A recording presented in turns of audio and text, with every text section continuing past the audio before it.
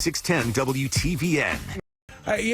He's a workplace expert. That's what they say. He's the head of the Vesta Group. That's what they tell me. He wants to talk about what? Burnout? Avoiding burnout at work? I didn't know there was such a thing, Joel. How are you? I'm doing well this morning, and there definitely is such a thing as burnout. And I want to be clear, this is not about quiet quitting. Everybody wants to talk about that these days. This is about the people that are dug in and doing the work that you need them to do, and they do it well, most likely.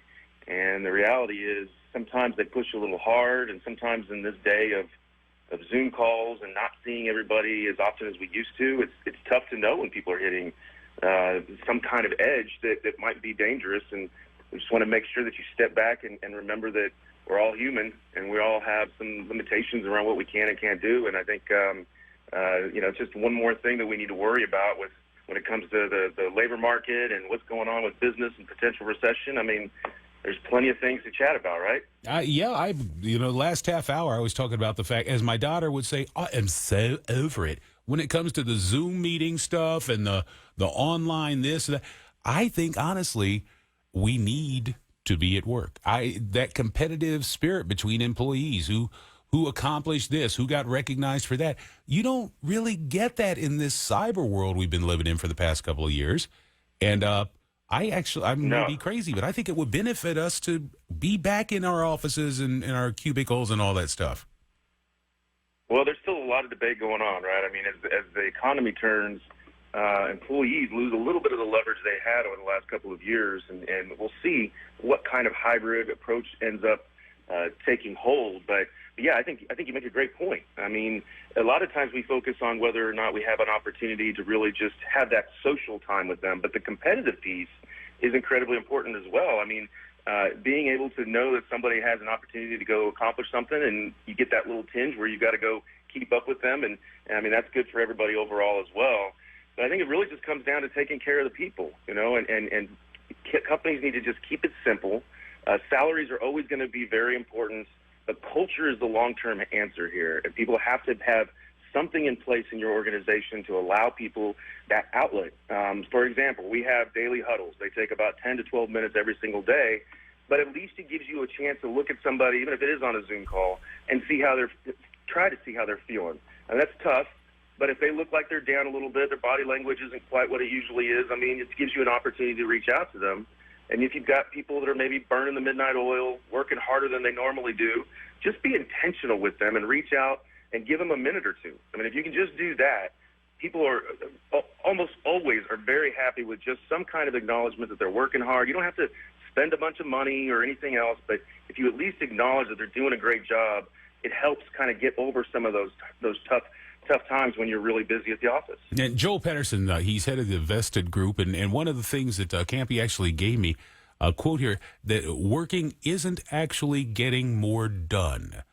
Interesting concept. People get very confused with that, and when we face this sometimes too, and that people think that if they're working more hours, they're automatically more productive. And I think we've all been on, maybe you've got a long project or something, and you realize that, man, I've been looking at this screen way too long. There's nothing happening in my brain anymore. I need to step away. And there's a contingent out there that don't recognize that, though, and that's a lot of what can lead to that burnout that we were talking about earlier.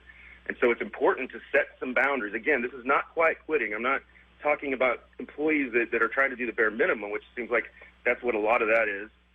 But this is about people that have really dug in and are getting a little bit burned out and do need to set some priorities in order to allow them to know they're working on the right stuff.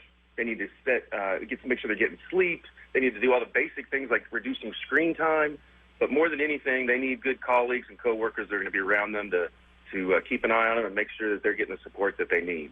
I have what I would guess would be the bizarro world version of workplace burnout, and that is that my burnout comes from not having some target, not having some task, not having some mountain to climb. When I did morning radio as a regular thing and I had to be there every day, I'd show up at the station around 5. I'd be on the air from 6 to 10. I couldn't bring myself to leave the building until 1 or 2 in the afternoon because I didn't want to be perceived as a slacker. Yeah, and there's still, I mean, I still hear people say that about you, but I'm sure it's not true, right? Nah, I'm slacking more. The older I get, the more slacking feels good on me. Yeah. But goals are great. I mean, that's the point. If not having a goal to face or to target in your day, it makes it really tough to find things to do sometimes. And the flip side of that is paralysis by analysis, where you've got that kind of mountain of work in front of you, and you can't take that first step because you've got so much to do. Both of those can impact you the same way, but again, it comes back to making sure that you are identifying what your goals are, and also identifying what your personal health goals are, so that you're not overstepping and sliding into some of that burnout phase that we were talking about. Any predictions on the horizon? I mean, you're an observer. This is kind of your bread and butter here. Any predictions on where we will be a year from now, and banning any craziness, an 18th variant of COVID or something? But a year from now, do you see us being back to what we consider normal?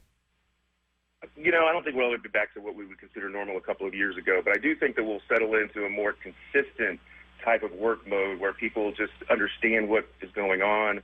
It's a 2 to 3 day hybrid probably. Again, that doesn't address any people that are, construction jobs or people's service jobs, things that they don't really have an option there. My hope, though, is what I see is I don't see nearly the downturn that a lot of predictions have made. There's still a lot of great activity still happening out in the economy. Certainly we're slowing down, but nothing is gloom and doom is what I've been hearing lately, and I'm gonna continue to manifest that. I believe you will. You bring an energy just to my headphones. You bring an energy. It's good to talk to you again.